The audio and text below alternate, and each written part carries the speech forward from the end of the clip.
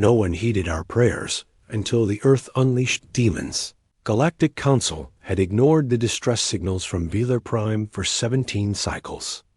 Ambassador Krell stood before the empty chamber, his forearms trembling as he broadcast yet another plea into the void. His people were dying. The Dominion fleets had scorched 3 of their colony worlds, and no one cared. The mighty civilizations that claimed to uphold peace and justice had turned their backs, too afraid to challenge the Dominion's military might. Krell's homeworld was not alone in its suffering. Dozens of smaller systems had fallen under the Dominion's ruthless expansion. They conquered with overwhelming force, enslaving populations and stripping planets of resources. The council members offered empty words of concern, but never action. The great powers calculated their interests and found intervention too costly. In his desperation, Krell had researched every member species of the known galaxy. He searched for anyone who might help, anyone with the strength and will to stand against tyranny. His research led him to an obscure planet in an unfashionable arm of the galaxy, Earth. The humans were newcomers to the galactic stage, barely noticed by the major powers. Their world had only recently achieved faster-than-light travel, and their delegates rarely spoke at council sessions. The human ambassador was a woman named Victoria Grant. She was small by galactic standards, with dark skin and gray-streaked hair pulled into a tight knot. Krell approached her in the council's outer corridors, where she stood reviewing data on a handheld device. "Ambassador Grant," Krell said, his translator rendering his clicks and whistles into her language. "I must speak with you." Victoria looked up, her brown eyes assessing him. "Ambassador Krell of Velar Prime, I've read your petitions. I'm sorry for what your people are enduring." "Sorry," Krell repeated, the word bitter on his vocal cords. "Everyone is sorry. No one helps." Victoria's jaw tightened. The Council has made its position clear. Earth is still finding its place here. We don't have the influence to change their minds. "I am not asking you to change minds," Krell said. "I am asking you to act where others will not. I have studied your people, Ambassador. You are warriors. Your entire history is conflict and survival. You have fought each other for thousands of years, and only recently found unity. The galaxy sees you as weak and primitive, but I see something else. I see a species that never surrenders." Victoria's expression remained neutral, but something flickered in her eyes. "What exactly are you proposing?" "Help us fight," Krell said simply. "The Dominion believes itself unstoppable. Prove them wrong." "Earth doesn't have a fleet that could challenge the Dominion," Victoria replied.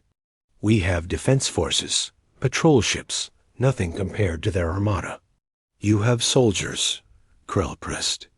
"Ground forces, Marines. I have read about them. The Dominion controls through fear and shock tactics. They land troops on conquered worlds and expect immediate submission. Your Marines could teach my people to resist, to fight back."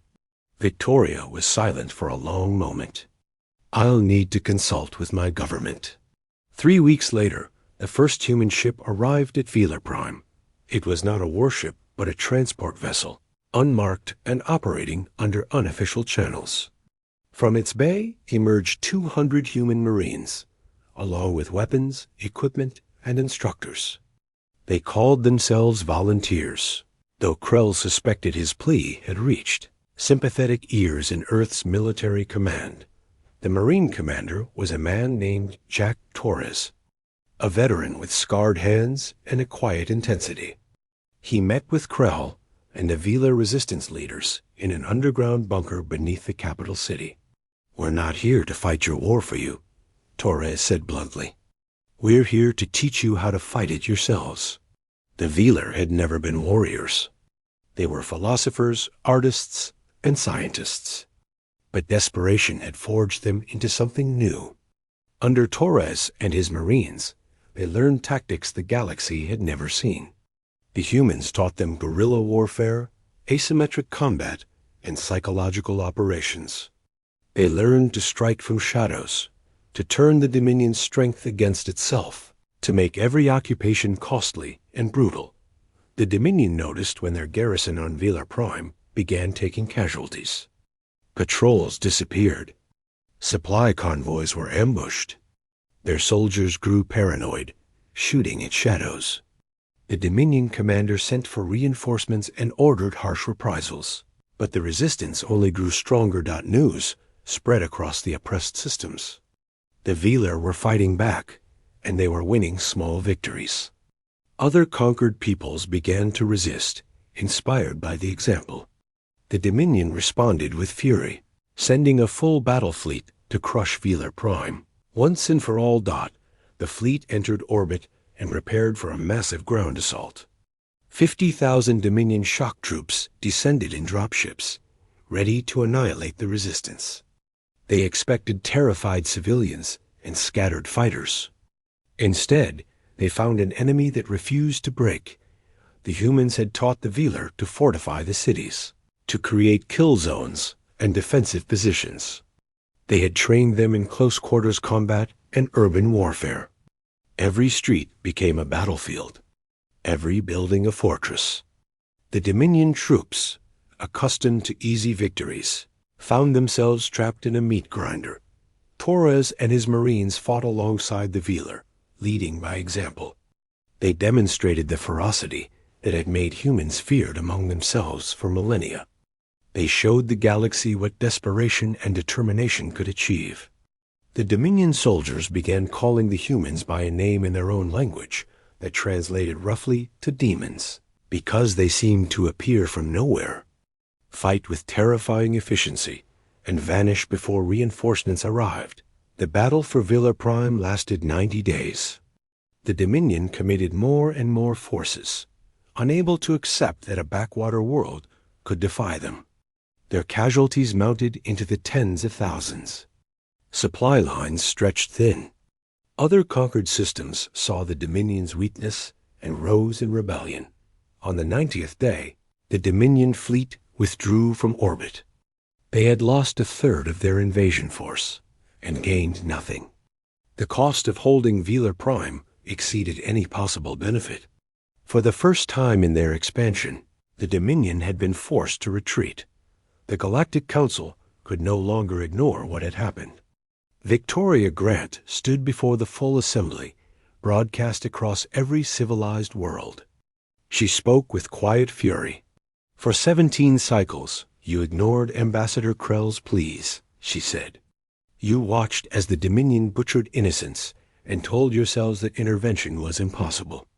You calculated the cost and decided that justice was too expensive. Now you see what determination can achieve. A single world with limited help has done what your combined fleets would not. You should be ashamed." The council members shifted uncomfortably in their seats. The representatives of the great powers found reasons to study their data screens. Victoria continued, "Earth will no longer wait for this council to find its courage. We are establishing a mutual defense pact with Velar Prime and any other system that wishes to stand against aggression. We will share our military knowledge and training. We will provide support to those who fight for their freedom. And we will show the galaxy that tyranny can be defeated." The announcement sent shockwaves through galactic politics. Dozens of oppressed systems immediately applied to join the pact. The great powers, embarrassed by Earth's actions, found themselves pressured by their own populations to take a stronger stance. The Dominion's expansion ground to a halt as rebellion spread across their conquered territories. Krell stood beside Victoria as she finished her address. He had gotten what he asked for, and more. The humans had not just helped Velar Prime survive. They had ignited a revolution. "Your people truly are demons," Krell said quietly, using the Dominion word. "But demons who fight for the right cause." Victoria smiled grimly. "We prefer to think of ourselves as just stubborn. We have a saying on Earth, The only thing necessary for evil to triumph is for good people to do nothing. The galaxy did nothing. So we did something. In the cycles that followed, the humans became known as the demons of Earth, a title they wore with dark pride. They trained resistance forces across dozens of worlds.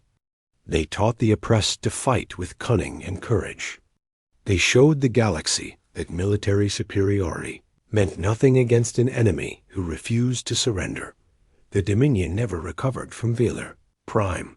Rebellions consumed their empire. Within 10 cycles, they had fragmented into squabbling warlord states. The great powers of the Council, shamed into action, finally intervened to stabilize the region and protect the newly freed systems. Ambassador Krell returned to a free Velar Prime, where monuments were erected to honor the human volunteers who had bled alongside his people. Torres and many of his Marines chose to stay, training the next generation of defenders. The two species formed a bond forged in shared struggle. Victoria Grant became Earth's voice of conscience on the Council, reminding the great powers of their responsibilities whenever they proved comfortable with injustice. Her speeches were quoted across the galaxy, and the phrase, "The demons of Earth are watching," became shorthand for moral accountability. The galaxy had learned a hard lesson.